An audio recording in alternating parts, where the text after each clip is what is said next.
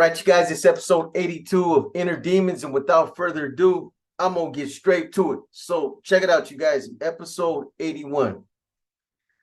So episode 81, that was a tough episode.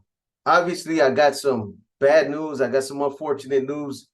I learned of the passing of my wife, Vicky, and I stayed on the tier. I refused to get moved to an observation cell. And, I just needed some time just to collect my thoughts and, to get my strength back. It devastated me. You know what I mean? I'm sure it would have devastated anybody that would have been in a similar situation.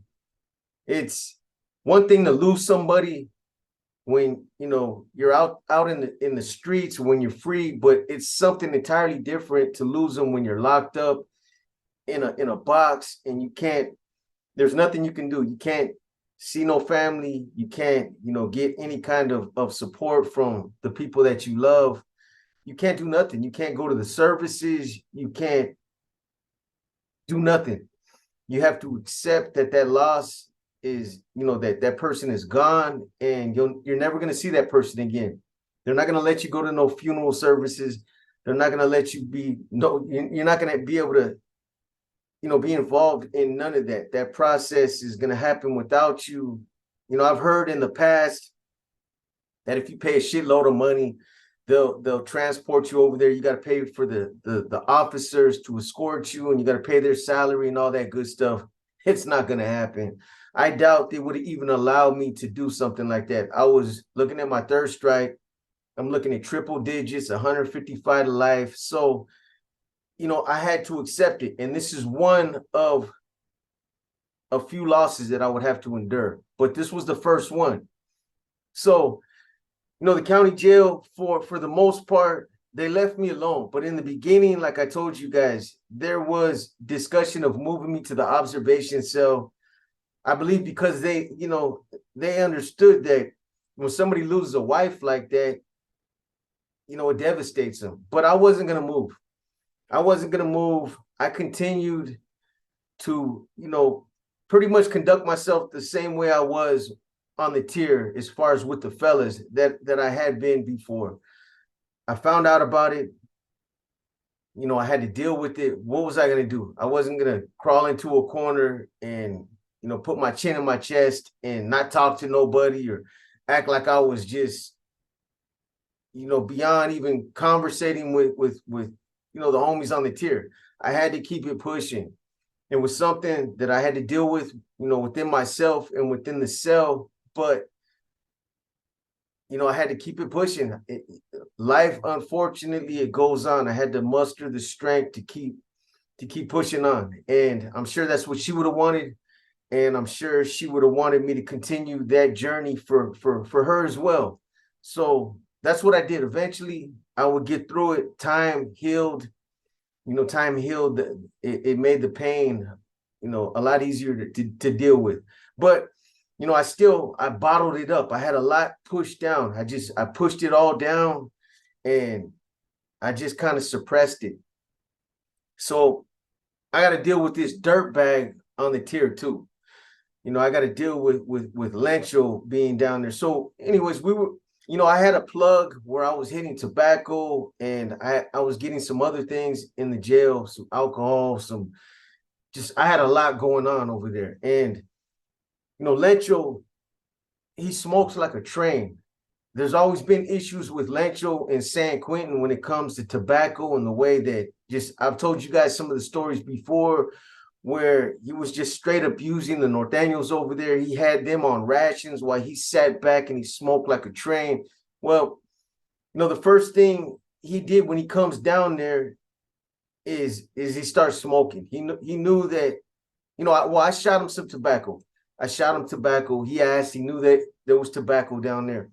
So I shot him a couple flowers. I shot it to him, and I'm like, hey, bro, you got to be cool down here. There's certain times where if you're going to blaze, bro, you're going to have to do it at certain times. He didn't know what those times were, that he still kind of new on the tier, and he's still learning the times when the nurse comes in to do pill call, what time they come in to serve, when they come in to run showers, yard. So all that stuff, he's still kind of trying to get the routine down. And he asked on this particular day, he had asked me, he's like, hey, B, is it, is it a good time right now? He's like, can I fire one up? And I'm like, nah, bro, it's not a good time. I knew they were coming in for pill call, and I told him it's not a good time right now. Wait until they do pill call. He's like, bro, I just want to take like 2 quick hits. And I'm like, Lencho, bro, just wait. You can wait a couple minutes.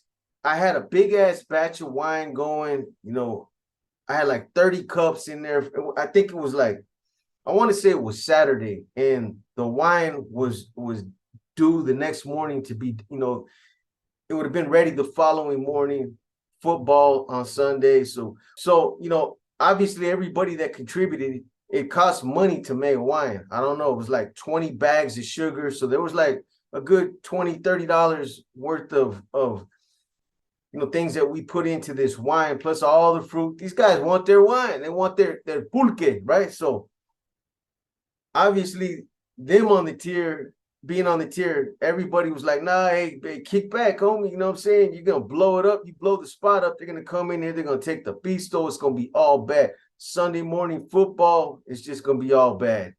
And I even made a batch. Well, I had a batch going before I found out that Vicky had passed away. So, even though I was, in a tough spot, I had the wine. I still continued to cook the shit. I still continued to make it. I knew these guys were looking forward to it. So I had that. And anyways, I tell Lencho, kick back, homie. You know what I'm saying? Just kick back. They're going to come anytime now to do pill call. They got, the Asian cats, the Asian brothers up in the front.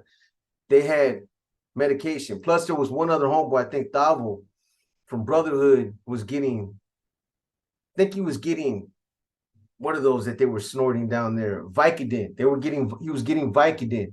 This cat was actually getting teeth pulled so that he could get Vicodin. I swear, true story. He got on Vicodin the first time he went and got, I think he went and got like one of his, what are those? One of his wisdom teeth. He got one of his wisdom teeth pulled, so they put him on Vicodin. So, he went back to the dentist the second time just to get a tooth pulled, just so he could get put on Vicodin. He was like, I'm going to go, I got another tooth that I can give up.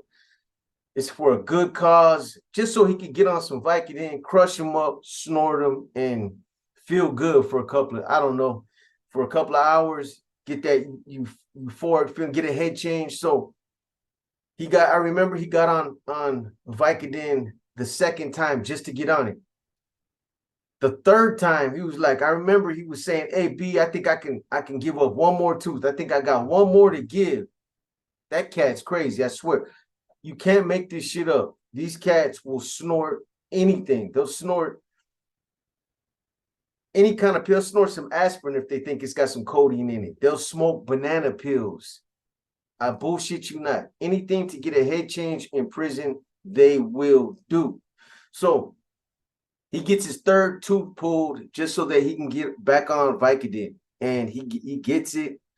So anyways, Thabo had pills coming. So I knew that they were going to come in and they were going to come all the way to the back of the tier. So I remember I was talking to Lencho. He asked me something, and I wanted to prevent him from smoking, so I kept him on the gate. I kept him engaged in a conversation. I forget what he was asking, but next thing I know, it smells like something's burning. And I'm like, Lencho, bro, tell me you're not smoking. He's like, bro, I just took two quick tokes. B's like, come on, bro, I just took 2 quick tokes. I'm like, bro, they're going to come in here any minute. I don't know why you can't wait, bro. That's the kind of pea brain that he was. He couldn't wait a couple of minutes. He didn't have enough discipline to just wait a couple more minutes. He had to have some nicotine. He was having a nicotine fit. So anyways, as soon as I smelled it, and as soon as I told him that he fucked up, you fucked up, right? I mean, you little bitch, you done fucked up, right? Big bop, big bop, big. Bah! I wish I could. Anyway, so soon as I tell him, boom, I hear the fucking key up front. I hear the key in the lock, and I look down the tier, and here comes the fucking CO with the nurse. I see him, and he stops up front like he does every day, normal routine, every day, 3 times a day for pill call. So I see him give the Asian brother up front his medication, and then I watch the nurse and the CO walk all the way to the back. I see him come all the way to the back, and I'm watching the CO. I'm looking at his facial expressions. I'm watching his little nose to see if it starts twitching, you know, like a little mouse sound when they smell something, the nose starts twitching. So I'm looking at his nose to see if it's moving, right? And he stops right in between my cell and Lencho's cell.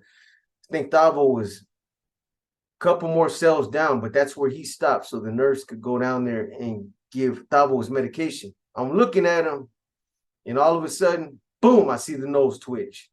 I see it twitching, and it's like a light bulb went off. He starts looking around, and I'm like, motherfucker, he smells it. So I watch him. I got my eye on him the whole time. And after the nurse gets through giving Thavo's medication, they smash out. They get off the tier. They walk off the tier. And I tell everybody, I'm like, hey, it's a wrap. We're about to get fucking raided. Homeboy could not wait. They're going to fucking come through. We're about to get tore up. So I get the batch. I open it up. I'm like, look, check this out. I'm not fucking straining this shit. I'm not cleaning it. I'm giving you guys your issue, 5 cups, whatever. You're getting pulp. You're getting seeds, all that good shit. You're gonna strain it yourself if you want it clean. But I'm gonna go ahead and dish this shit out now so that you guys can have it. Otherwise, it's gonna get lost. You know, you're gonna lose it. So that's what I did. I start bagging it up. Poof, I start sending out, you know, their issues. 5 cups here, 5 cups there, 10 cups to these 2 guys, 10 cups over here. As soon as I get everybody their issue, what happens? Boom, front gate opens up, and here they come. Hurricane, second east. So they start announcing it, right? They're getting ready to come through. They're getting ready to raid. Everybody's like, fuck that. I got my Bisto. I'm drinking this shit. Literally, all the homies back there all made these COs wait to cuff them up until they were through drinking their shit. Everybody's literally standing at their gate with COs standing right there, guzzling their shit, drinking it. So, you know, we're all, even myself, I drank the couple cups I had. I had wine every fucking where. I got my bin open, bags everywhere, wine, pulp everywhere, fucking strings from tying it up. It was just, I smelled like wine. It was a bad situation, right? So eventually I drink my couple cups and I'm ready to cuff up. I cuff up. My shoulders I got big shoulders, right? So I've always had big shoulders. So when they cuff me up, I get some cat that I've never seen this CO.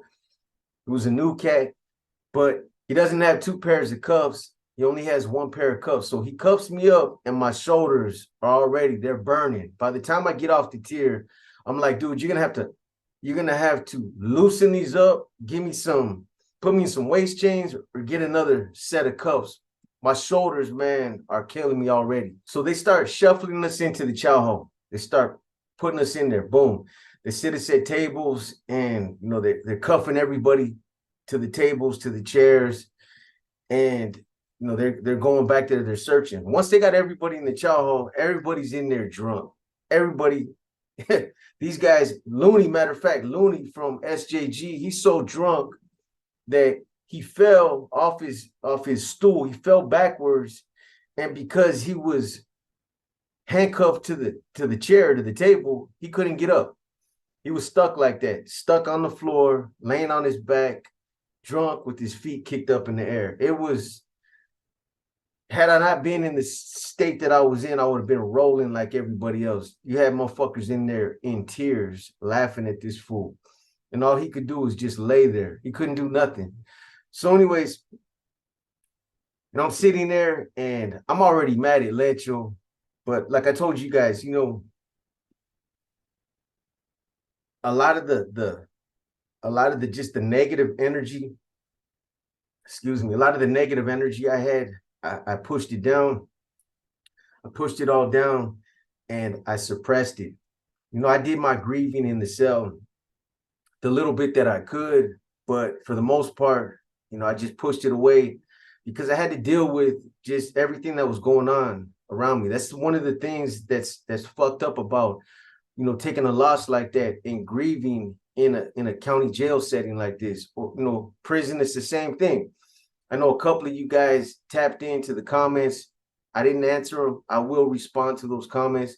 I feel for everybody that had to experience that, trust me, I can relate on a serious level because I took not just one, two, three, I took a few losses. Anyways, you know, that's the thing about dealing with that type of grief in a situation like this. You still have to continue to deal with this environment, this world. Whereas if you're out there, you know, in the free world, you can kind of like just shut down, go somewhere, you know, at home, just kind of just deal with it the way that you want to deal with it. And you don't have all this other negative stuff going on around you, jail, just being told when to do this, when to do that. It's messed up to be in a situation like that. Just trust me. So those of you that tapped in, I appreciate it for sharing your experience as well. And I'm sorry you guys had to deal with something like that because, you know, I know what you went through. But that's the reason why I kind of try to push mine down and suppress it. So I was like a time bomb ready to explode. I was just looking for the right opportunity, you know, the right situation to let it out. And it would come. It was coming.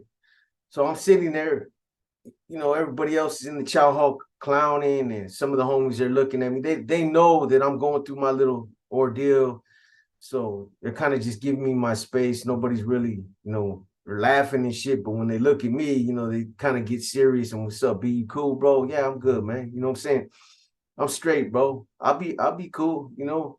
It's not like it's the first time I've had a loss. It's a different kind of, you know, just it was different based off of everything that, you know, the totality of everything that happened, who she was, how it happened, how I was involved with her, and just everything, the case, the circumstances, the situation I was in with, just everything was on top of everything. So, you know, I'm sitting there now, I'm starting to get pissed. My shoulders are they're starting to really burn. You know, they're bugging me. My wrists are starting to cramp up because I can't do one set of cuffs. You know, I got to have two sets of cuffs.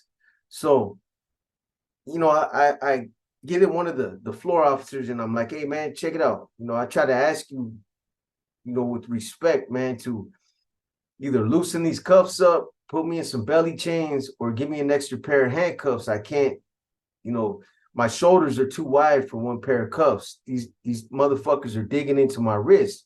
So he's like, well, let me talk to the sergeant. So he goes out, he says something to the sergeant. I see him talking, and then he cuts tread, he burns off.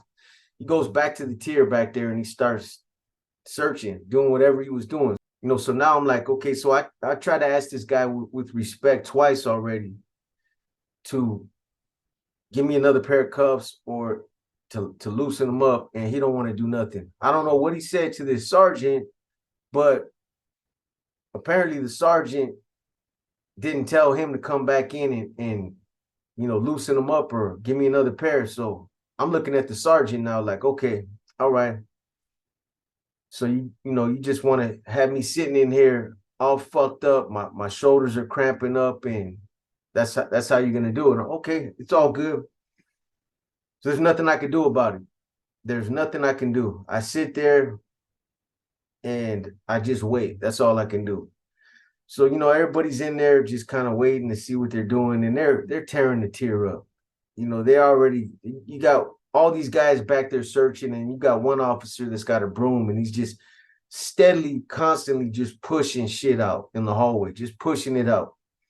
bedding, all extra clothing, bags of wine, just everything, contraband. And me, myself, I've said this before. When I do time, I like my fucking contraband. I don't like them to take my contraband. I like my razor blades. I like my pins. I like all the little shit that have been able to accumulate, all the stuff they don't let me have. I like to have my contraband. And there's no doubt that they're taking my shit. So I'm pissed off about that. I'm pissed off now about this headache that I got because I just drunk some sweet. It wasn't sweet. It was almost ready. Another 6, 8 hours and that shit would have been fire like it was every other time. You don't never drink the pulque before the pulque is ready. That's the number one rule. It's a cardinal rule. So I got a fucking headache now because, you know, when you drink that shit, you're not supposed to taste no sugar. But when you drink it and you can taste sugar, that's a lot of sugar. So it's going to give you a migraine headache. And my membranes were thumping. Boom, boom, boom, right? Along with my shoulders. So I'm getting madder by the minute. Finally, after what seemed like 2-3 hours, they finally start coming out. All these COs start coming out. And, you know, I guess they start bringing us in by cell, you know, starting with the very front, going all the way back. So cell, you know, 201, 202, 203, 204. So they start all the way in the front. I'm all the way back there. No, they started all the way in the back. So I'm like 7 cells from the back and I'm just waiting. I'm waiting. And I decided, you know what? I sat here for this whole 3 hours and these motherfuckers didn't give me the respect of double cuffing me or doing something to accommodate. So, you know, I'm now feeling kind of disrespected because I try to ask them with respect, you know, to either double me up with cuffs or do something to accommodate the situation because, you know, a lot of times I'm not the Lone Ranger. There's a lot of guys that they're wide, they got big shoulders, and they need double cuffs, and they know that. But they didn't do shit to, you know, they didn't do nothing. So now, you know, I'm targeting that sergeant. I'm feeling some kind of way towards that sergeant. And I told you guys, I'm just looking for any excuse to take off on somebody. That's where I was at. You know, I got a lot of frustration bottled up, just everything. So I wait. I'm like laying in the cuts. I wait until, you know, they come and get me to bring me back. So I already got it in my mind. When I get up there, I'm gonna jam this sergeant up, and I don't know how it's gonna go. I'm not in a friendly mood, so I'm probably gonna come at him kind of crazy, and that's what I do. I come out, and you know, at first I start to walk by, and I'm like, nah, man, you know, but then I'm like, nah, fuck that. So I stop, and I'm like, hey, man, check this out, because they had just searched us a couple days.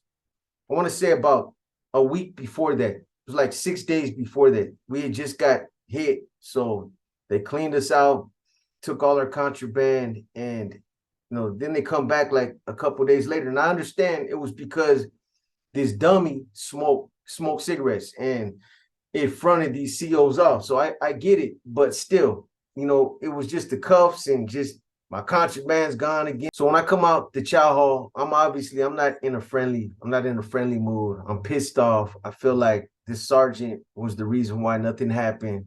I feel like he told that other CO, like, you know what, don't worry about it. Fucking, he'll deal with it. He'll be okay. He ain't gonna die, or whatever he told him. So, you know, when I come out the chow hall, I spin on that sergeant. I spin on him, and I'm like, check this out, man. This is like the fucking last. You know, you guys just came down here last week and fucking destroyed our tier. You know, you got a fucking problem? Is it personal? And he's just standing there. He ain't saying shit to me. He's looking at me, but he ain't saying nothing. And this sergeant was somebody that he was a quiet dude, older guy, kind of big guy. He didn't really, he didn't really see him. I didn't really see him that much in the old jail. I would see him every now and again. but he was somebody that would come through. To be honest with you guys, he was a quiet dude, respectful, didn't really fuck with nobody as far as like, on a personal level. He obviously did his job as a sergeant, tearing our shit up. But, to be honest with you guys, I was looking for a fight. I was looking for a reason to have a confrontation. And when I told him, you guys just came down there last week, you got a fucking problem. And then I told him, look, I told your fucking officer to, take to double me up with cuffs or to loosen these cuffs up. I seen him come out here and tell you something. And obviously you sent him on his way. You got a fucking problem? And he didn't say nothing. He didn't say nothing. And I don't usually talk like that. When you're locked up in these environments, you don't usually use profanity. When you use profanity towards somebody, it's usually because you're looking for a confrontation or you just don't give a shit about disrespecting them. I don't usually talk like that, but being upset, I was trying to go for the throat. So I'm telling him like, "What, you got a fucking problem? What you fucking looking at?" And he don't say nothing. I think that's probably what made me even madder was the fact that this dude didn't say nothing. He just stood there looking at me like I was some kind of idiot, and I probably was.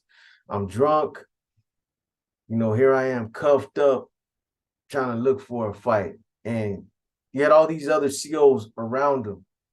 They're just all posted up right there. So I said what I said, what I had to say to him. I took one step, turned to go towards the tier, and then I figured, you know what, I'm just gonna bull rush this fool and headbutt him. So that's what I did. I turned towards him and I tried to come at him like a bull. You know what I mean? And when I came at him, they just all rushed me. They all rushed me, and next thing you know, I got like 7 or 8 COs on me. They take me all the way, they run me all the way down to the end of the tier, and then they get on top of me, they dogpile me. So now I'm fighting with them. As much as I could. With cuffs on, there's not too much I can fucking do. But I'm doing the tuna fish. I'm flopping around on the floor, kicking, biting, doing whatever the fuck I can do. And I'm drunk, you know what I mean? Probably foaming at the fucking mouth, looking like an idiot. So, they do what they gotta do. They dogpile me, they, twist me up, twist me like a pretzel. You know what I mean? They're trying to hit pressure points. They get me in the ribs, behind the neck. You know what I mean? So they're hitting all these pressure points, trying to, get me under control. Straight up, they picked me up, bent me over. They walked me backwards all the way to the elevator. Get to the elevator, they smashed me into a corner. There's like 6 of them in there, and these cats are all trying to hold on to me. You got arms through arms and shit. I got like 7 hands on me that's got some of my t-shirt bunched up, and they're still trying to, there's still a couple of them that are still trying to hit some pressure points. I can feel them, hit me in the kidneys and the ribs, trying to draw their knuckle into the back of my neck, just doing all kind of stupid shit, right? So they get me downstairs, and, I had went through this before. This wasn't the first time I'd gotten into it with the COs over there. And I'm not that type of dude. I don't get into these type of confrontations. I'm quiet, respectful,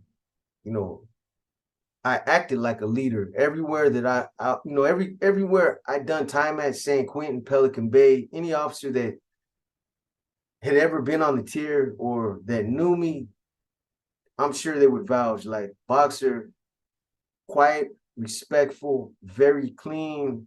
I mean, very, very respectful. Always kept, the homies respectful. If there was somebody that got out of line, they got checked quick. I never got any kind of conflict with them, but this was a different situation, and there were several reasons for it, but it happened. So eventually, they get me downstairs by classification where they got these rooms, like they're rubber rooms. They're not no fucking crazy, I wasn't on no psychotic bullshit, but anytime they get somebody that's fighting like that, that's what they're gonna do. They're gonna throw your ass in one of those rooms right there. So what they did was they ended up bringing a chair. They put a chair in there and they sat me down in the chair. And these chairs, they're hard steel chairs, and they can cuff you and they shackle your legs to them. They're fucked up, especially when you got to sit there for hours. So by this time, though, the one good thing is that they took the cuffs off and they put belly chains on me. So I'm sitting there with belly chains, but it was just a mess. It was still a messed up situation. So they cut my pants off, cut my t-shirt off. I'm sitting there with my, just in my skivvies. That's what they give you in Santa Clara County Jail. Fucked up. They're not tidy whities. These are orange. They even dye these motherfuckers orange, the Fruit of Loom. So I'm sitting there in this chair, and then they come in and they put a mask over my head. It's like a spit mask. I wasn't spitting, but that's just what they do. They have a nurse come in every like 3 or 4 hours, and they put that mask on you. So I'm sitting there with the mask on me, and I'm kind of glad that they did, because the alcohol's kicking in now. I'm sitting there, and that was probably one of my lowest moments, that time right there. I described it in the book, but everything just kind of sunk in right there. How fucked up everything was, how fucked up my life was at that point. I'm in the county jail. I'm looking at life, probably never going to get out again. My wife just passed away, and it was just a fucked up situation. I felt like, everything's just all bad. You know what I mean? And it's going to be a long, tough road. So everything just kind of caved in at that point. So it was right there when I was sitting there in that chair with that mask over my head. I just let it all out. I let it go. And again, I'm glad they put that mask on me, because a lot of SEALs would end up coming to that window, because a lot of the SEALs in that county jail, they liked me. They knew who I was. I'd been there forever. I was like a permanent fixture in that jail, 10 years. But a lot of them heard about the incident, and they were just coming over there just to ask me, hey man, you cool? You all right, man? I heard about what happened. I wasn't in no mood to deal with anybody, though. But the one good thing about it was the mask. It covered up everything that I was going through. Had they have taken that mask off, they would have seen that, I was letting it out. I was, you know what I mean? I was bawling like a baby. So anyways, I sat there for hours, and I just thought about everything that had happened since June 4th, since everything, happened with them raiding me and me hitting the county jail, and just kind of being in the situation that I was in. Even though I was back on the tier with the fellas, I was still in a somewhat of the situation I was in. I wasn't on solid ground. Everything was still kind of up in the air. So it wasn't like I was confident that everything was going to work out. Everything could have still went either way. But it was at that point that everything just kind of it all kind of caved in on me. Anyways, I would end up sitting there for like 8 hours, because every time they came in to see if I was cool, or to ask if I was ready to tap out, go back upstairs, I would tell them, man, just get the fuck away from the window. I got nothing to say to you motherfuckers, man. So it ended up being the next morning, the next shift. A whole new shift had come on, and I was still sitting in that chair. Matter of fact, when Delacruz came on the next morning, when he came to work, he came over there and was like, damn, what's up, man? And by then, I was in a better place. The alcohol wore off. I was cool at that point. And he was like, damn, bro, how long you been down there? He's like, fuck, for real, you been down there 8 hours? He's like, man, if I was you, he's like, man, they're not supposed to keep you in this chair for no more than like 2 hours at a time. Like, seriously. They could get in trouble for, keeping you down here as long as they have, man. He's like, man, let me go holler at somebody. I'm like, man, don't worry about it. I'm cool, man. Let them do whatever the fuck they're gonna do. Let it run its course, man. Right now, I'm cool. I'm all right, man. So he walks away, and then some lieutenant that I never seen her before.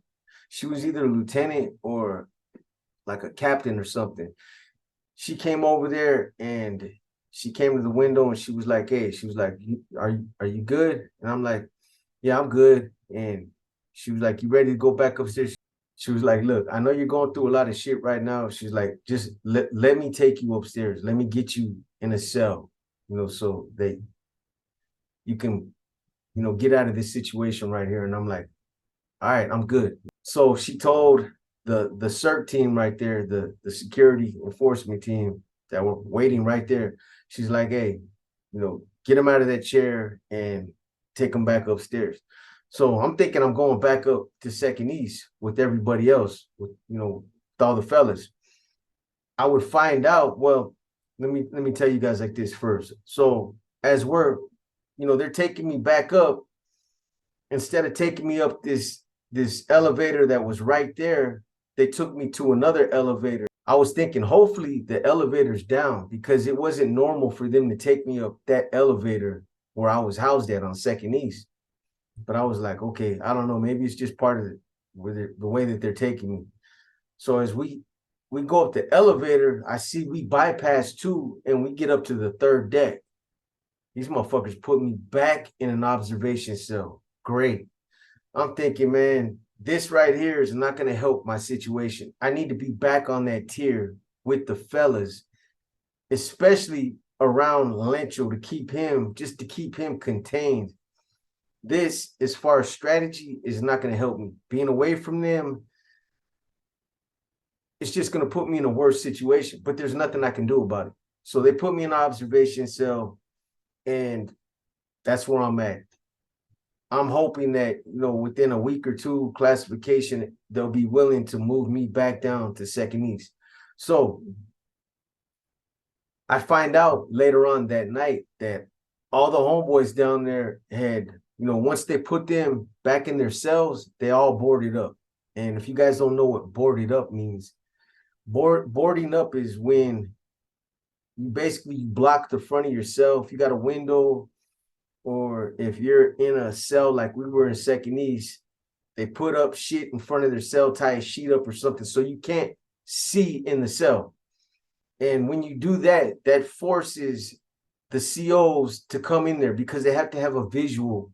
They got to be able to see you visually. If they can't see you, they have to come in there and tear that sheet down or whatever is blocking them from seeing you. So they all boarded up because of what happened to me, but not only that, also because of them just straight tearing that tier up. They destroyed the tier. Went in there, disrespected everybody's personal property, pictures and shit. You got toothpaste and shampoo mixed with coffee, and some of the pictures that were taped up on the walls were ripped. They didn't take their time to pull them off. They just, with their latex gloves, just ripped them off. Some of them, the corners are ripped off. So, you got people's kids and their mothers and their fathers. People take that shit personal, and that's what they did. So they all boarded up. They all boarded up and they all fought. They got sprayed with pepper spray and they went through the whole shit. A lot of them ended up getting moved back up to the fourth floor. So I'm going to tell you guys this part right here, and then I'm going to close this one up because we're going to go into the next video that there's something else that happens in that video that I want to keep separate. So I want to say I stayed in the observation cell up there for about a good month or two. They kept me up there for a good month or two, and the reason why they didn't just let me go back down is because I rushed the sergeant, and they take that serious. So they had to keep me there for at least a month or two. I stayed up there. I was like, I'm good, man. I'm good. I'm not, you guys know I was going through some shit at that time. I'm cool. You guys let me back down there. I'm going to be straight. You know what I mean? So eventually they would let me go back down there. But what they did was they moved Stretch, Bones, Looney, Manos, Loco Tomas, Tavo. They moved everybody that was supporting me. They moved them all up to the fourth floor, and they had like Lencho, Joker, Abundis. They had Lencho and some of his crew down there. I knew that, with that setup right there, everything that was going on as far as strategy, politics, Lencho, his agenda, that wasn't gonna be good for me. I had to get back on that tier, and I needed my circle back down there. Lencho could stay, but that's who I needed back down there. And when Dela Cruz came up to move me, well, I had asked him. Dela Cruz walked the tier, and I was like, "Hey, man, can I go back down to second East?" I'm like, "Man, you guys don't got to keep me in the observation cell. I'm ready to get back down there, man, and start focusing on my case and just." I'm tired of being up here, man, like a fucking monkey. Everybody looking in my cell. Being in observation cell's fucked up. It's got its perks. Sometimes you got some good COs working right outside, get fed right, they feed you cool, and they look out for you, get blessed. But because at that time, I needed to be back down there. I needed, to keep my ear to the ground. I needed to be back in the middle of the politics to make sure that, I was on somewhat stable ground. As long as I was in that observation cell away from everybody else, it just wasn't a good situation. Guys know anything about politics, and if you think about everything that was going on, just think about it. Lencho was down there with his crew. I'm in an observation cell. Everybody that supported me, they're up on the 4th floor now. It's just not a good situation for me. So when I asked Dela Cruz, to move me back down, I had been asking them every week, every couple of days when they would come up and walk the tier. Finally, they were like, "You know what? Let me holler at my sergeant, see if we can get you back down there." And I was like, "Hey, man, why don't you try to bring, my boys back? Stretch, Looney, Monos.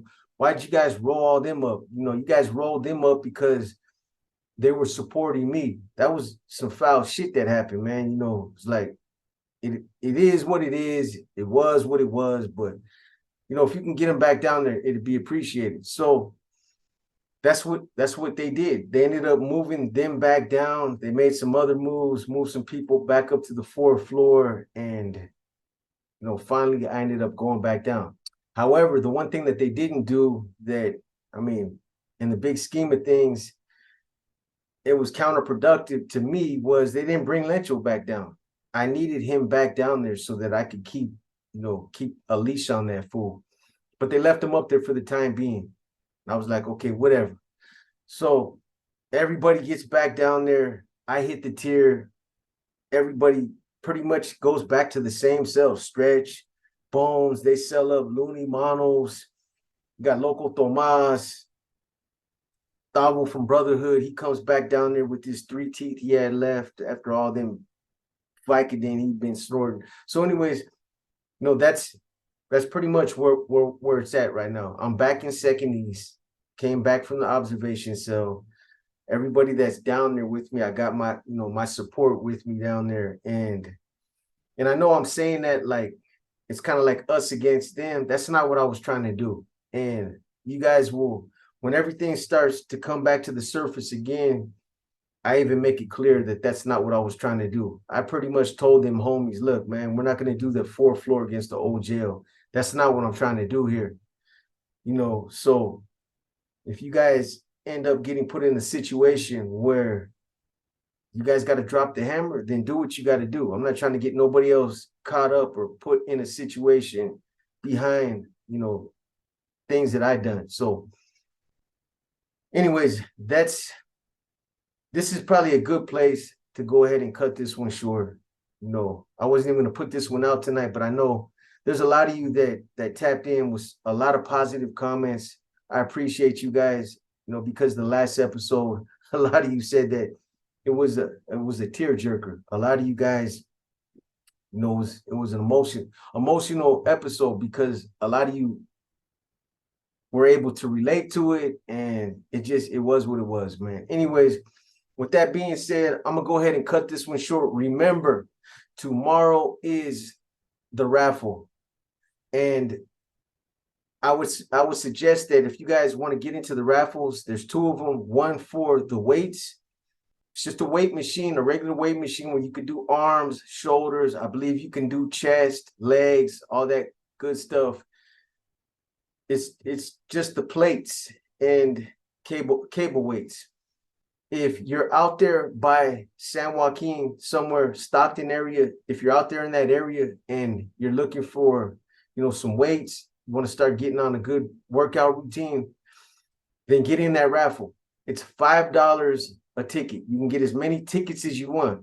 Anyways, I prefer, if you guys are going to get into these raffles, that you go through the Venmo or the Cash App, because YouTube takes 30%. If you go through, YouTube and you donate, like when we're doing a live or something like that, the what is it called? It's not coming to my mind right now. The chats, the whatever. The donations online, they take 30% of it, and they're not entitled to take that because they're not a part of the raffle and there's no reason for them to take it. So anyways, we're doing the raffle tomorrow. We're doing 3 pairs of Jordans. As far as the Jordan raffle, 3 pairs of Jordans, it's $3 per ticket, unlimited amount of tickets. You can buy as many as you want. You can get 100 tickets, 200, 300 tickets, however many you want. Again, Cash App or Venmo. The last thing I'm going to say about that is, so we'll be doing those raffles tomorrow. There's also going to be some other things. We're gonna throw in some shirts. We'll probably raffle off a couple of books and some other items. We'll I'm going to try to make it as good as I can and try to bless as many of you as I can. Speaking of that, also for Thanksgiving, we're doing something special this year that we didn't do last year. I'm going to try to, bless as many people as I can on Thanksgiving, so that if you guys are, going through some hard times, some tough times out there, a gift card might help, so that you guys can at least have a good dinner, especially if you got kids, So we're going to do that for Thanksgiving. We're also going to do it for Christmas. Again, if you're going through some tough times, at least this way, you'll be able to get some Christmas presents or eat or whatever you're going to do.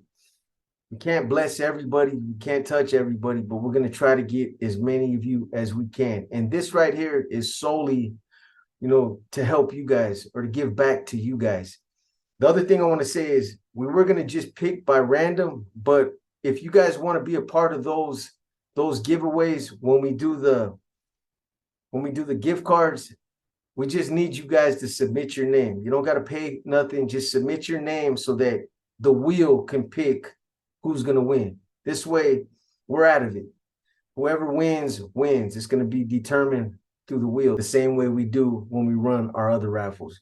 Anyways, I hope you guys enjoyed this episode right here, episode 82 of Inner Demons. Tomorrow, we're going to run the raffle. If I can get a video out to you guys early tomorrow, I will.